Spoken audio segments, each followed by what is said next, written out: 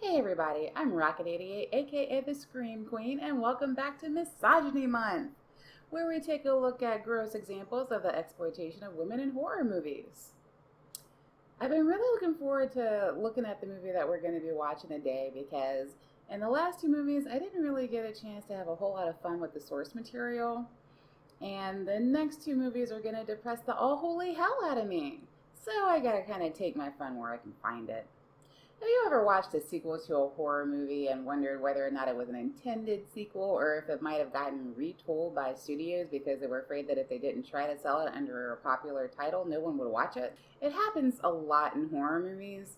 Saw 2, Halloween 3, Troll 2 all started out with a premise that wasn't quite strong enough to stand on its own. So it either got retold or just released flat out under the title as a sequel to the original. And that is the same treatment that the movie we're looking at today got.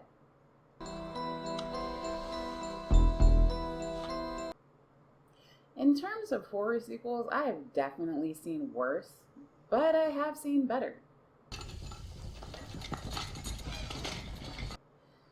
Much better. So we start off with a woman muttering to herself and painting a red streak all around the house.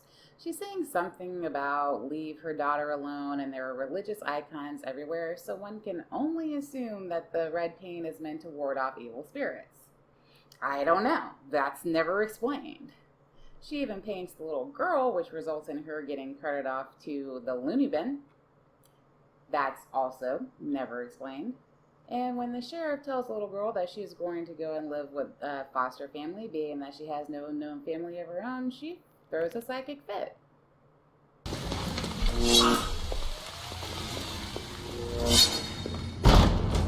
Rachel. Rachel. Rachel.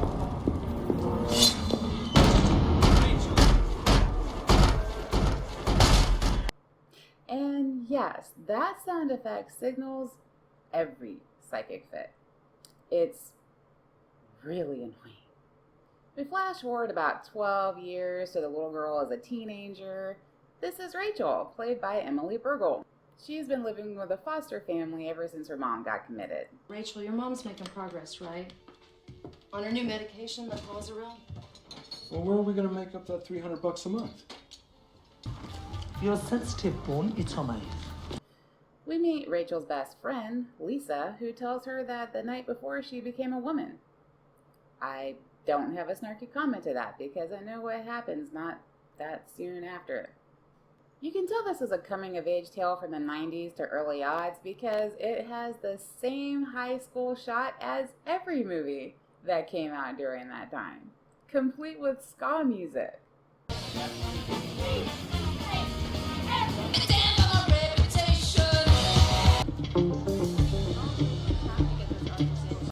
See, here at John Q's, there are no clicks. So these are the jerks that pretty much run the school, and they are pretty poor excuses for human beings. They have a game running every football season where they score points from pumping and then dumping all the girls at the school. One of them, named Eric, has a thing for Lisa, but according to his friend...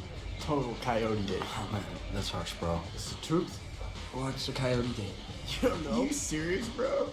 That's when you wake up in the morning, you got some ugly chick sleeping on your arm, and you'd rather gnaw it up and have to wake her up. It's Coyote Ugly, you fucking Nimrod. And that's Mina Suvari. She made Maxim's Hot 100 list 3 times. So there's no way you can sell the fact that the other guys don't find her attractive. And it's pretty clear that this is going to end badly.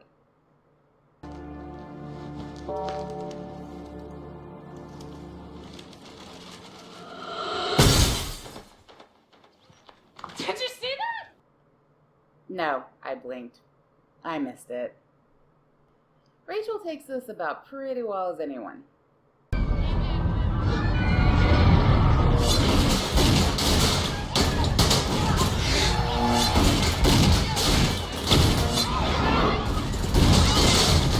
That sound is going to punch holes in my brain. Oh man. Whose car is this? Is everyone in this movie a total jackass? You guys thought she was shit, right? It's just Lisa was acting all happy, you know, like we were going steady. You know, and I had to break the news to her that she was just a pump, you know, a nut. So, Eric is the reason Lisa killed herself. Oh, and also... Yeah, but nobody's gonna find out about this, man. Lisa took a picture of us last night. The problem that I have with the scene is not that Lisa's suicide gets illustrated multiple times. It's that the guy is being a total selfish dick. He clearly liked the girl, but he's a follower. The only horrific thing in this horror movie is the fact that these men act like this. It turns out Rachel has the pictures, and Mark, apparently the ringleader, offers to take them off her hands in exchange for a date, and gets shot down. I don't think so. Why not?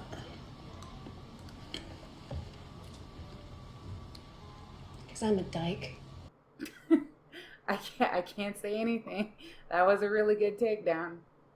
Rachel is able to finger Eric for having something to do with Lisa's death, but since that's a pretty long walk to make to get to that conclusion, they go for statutory rape instead. And yes, that is Amy Irving reprising her role as Sue Snell in the movie, because this is a Carrie sequel. And I feel bad I have to point that out. Through a series of unfortunate events, Rachel meets Jesse, played by Jason London. Jeremy London. I'm pretty sure that's Jason. They're twins. It's really hard to tell them apart. Rachel and Jesse get to know each other better. I don't know what that was.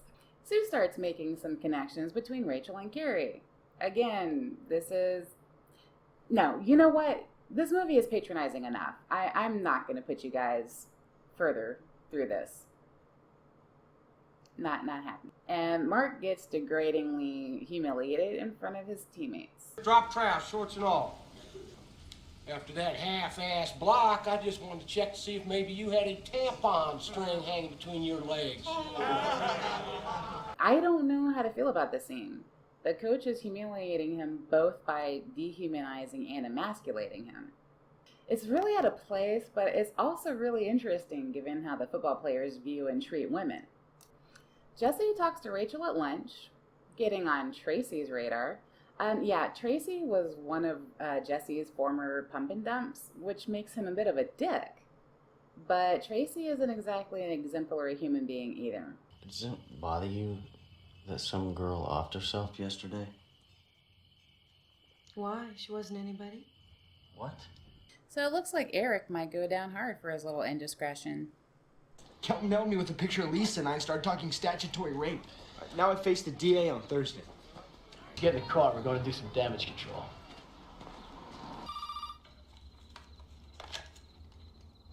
Hello? You know, it's pretty ballsy to reference not one but two good movies in your much worse movie. Kudos. Who the fuck is this?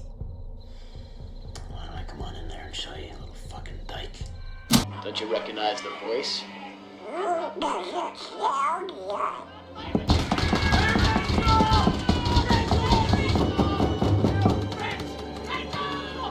are you doing, man? Fuck over that she's fucking with me, man. No way. What the fuck are you doing, bro?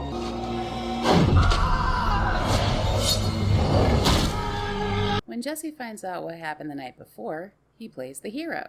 You know what? Eric's a big boy. He made his own decisions. Let him live with them. You're gonna say anything else or deal with me?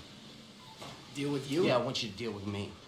No, you're gonna have to deal with me. I have mixed feelings about all this. They clearly treat women like objects, but the threat of violence against them is apparently crossing a line. And as Rachel's knight in shining armor, she agrees to go out with Jesse on a real date. You can do what you want. Make your own path.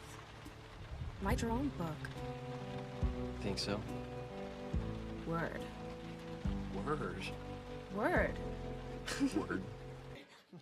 Word. Don't you ever do that again. Sue starts really inserting herself in places she doesn't belong. because I guess the plot was worried that we wouldn't get it. People around here aren't so fond of Carrie White because of what she did. See, he was her daddy too. His name was Ralph. Ralph White. We find out that Rachel and Carrie share DNA. Eric gets off on the statutory rape charge, and the scene gets set for bad things ahead. Man, I just wish there was something I could do to make him come to his senses. Mark's got his wheels turning. Jesse and Rachel, really get to know each other, but assholes will be assholes. The two lovebirds are supposed to go to an after-game party together, and it's pretty clear where this is going. Jesse's gonna be a little while. He's talking to the scouts. Except for you to go head to the party. God damn it! Are you looking for Rachel? Yeah. Well, she's at Mark's. You want to ride over there? Just have to stop by my place real quick. Also, for reasons that make no sense and are totally convoluted, Sue breaks Rachel's mom out of the loony bin. To get back at Rachel for Eric and Tracy, the bedtime footage gets broadcast during the party, and Rachel sees the scorebook with her and Lisa's names in it. And then all hell breaks loose.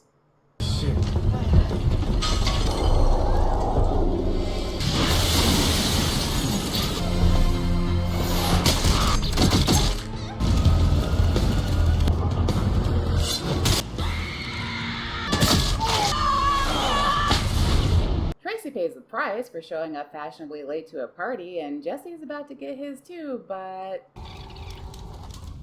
I love you. I love you. I love you. I love you. So this is basically an R-rated Disney movie.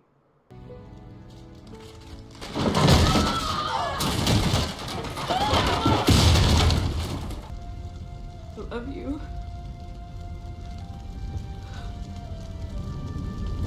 Why didn't she use her psychic powers? Because the plot said so? That's presumably Rachel's end, but not quite the end of the movie. Shh, come on, you're gonna get us kicked out of here.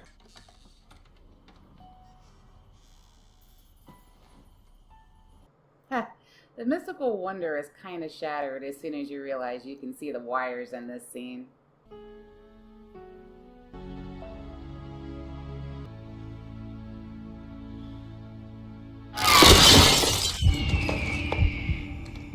It was all a dream anyway. I guess Jesse's not so subtle subconscious has a special effects crew. And that's the end of The Rage. Notice I'm calling it The Rage and not Carrie 2 or Carrie 2 The Rage. Yeah, this is not really a sequel. It doesn't have the same feel or leave the same impact as Carrie. It would have worked much better as a standalone film. I would have much rather made my own conclusions rather than have them spoon-fed to me. They may as well have had a guy popping up every 5 seconds saying, "Oh, and by the way, this is a Carrie movie. Can you tell it's a Carrie movie? It's a Carrie movie." Like I said before, I've seen worse sequels, and it's not the first time that a sequel has flown under the radar while starting off as its own film. But there are much better examples, and to me, as a sequel, this movie fails. It would have worked much better if it stood on its own. I guess it's just that they tried too hard to connect the two movies. And onto the misogyny in the film. It's not that hard to figure out. It's slut-shaming and objectification. If you notice throughout a good portion of the film, Rachel is the only one wearing red or associated with red. This is a color that for a long time was associated with prostitutes, and kind of still is in some parts of society. Now, Mark is wearing a dark red shirt in the party scene, which totally throws off my analogy and kind of tells me that that comparison was never intended, but they make so many other freaking comparisons in the film. I still get a big Scarlet Letter feeling whenever I see it, at least way more than I did ever watching Easy A. So Rachel goes off the deep end because she's vilified for being a slut and because she feels used. The game that the football players play is both disgusting and criminal, though it's not illegal. There are real life examples of this game.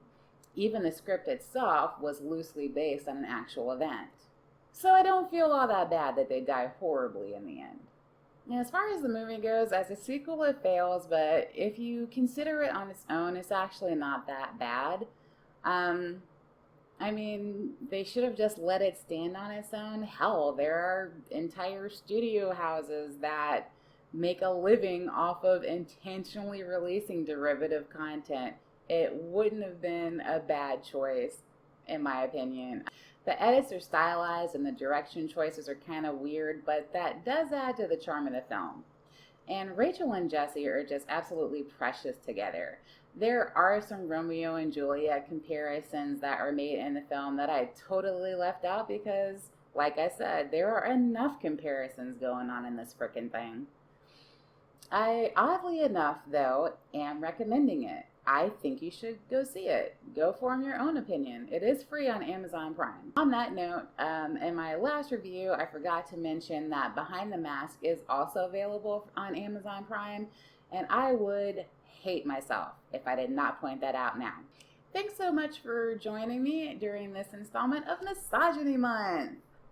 I really hope that you'll join me for the next video because I am really gonna need some moral support. So, if you liked the video, use your psychic powers and hit that thumbs up button. Was I too hard on this movie? Do you think I should have included the multitude of comparisons that came along with it? Well, leave me a comment and tell me all about it. And if you want to see the next installment of Misogyny Month when it drops, don't forget to subscribe and ring that bell. I'm Rokkit88, the Scream Queen, blasting off in 3, 2, 1.